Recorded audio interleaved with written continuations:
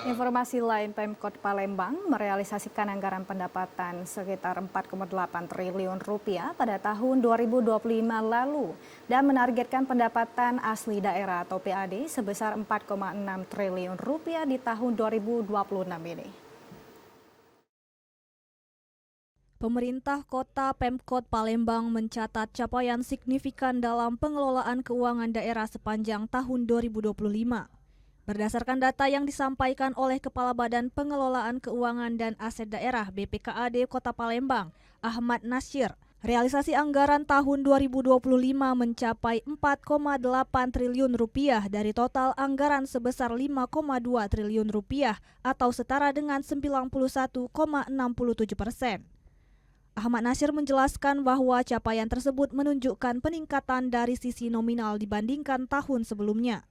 Lebih lanjut, ia merinci bahwa anggaran belanja tahun 2025 ditetapkan sebesar 5,3 triliun rupiah dengan realisasi mencapai 4,8 triliun rupiah.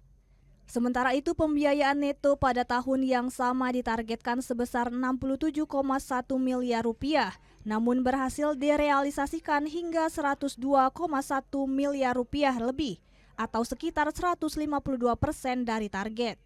Pemkot Palembang juga mencatat adanya sisa lebih perhitungan anggaran atau silpa sebesar 79 miliar rupiah pada akhir tahun anggaran 2025. Menatap tahun 2026, Pemkot Palembang telah menetapkan target anggaran sebesar 4,6 triliun rupiah.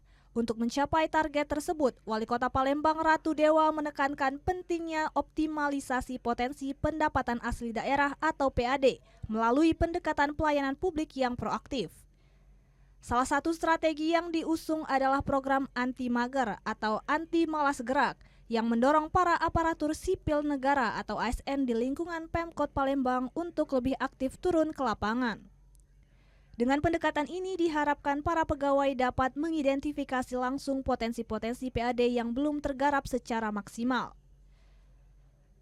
Dengan strategi tersebut, Pemkot Palembang berharap dapat menjaga tren positif dalam pengelolaan keuangan daerah sekaligus meningkatkan kesejahteraan masyarakat melalui pelayanan publik yang lebih responsif dan inovatif. Tim Liputan TVRI Sumsel melaporkan.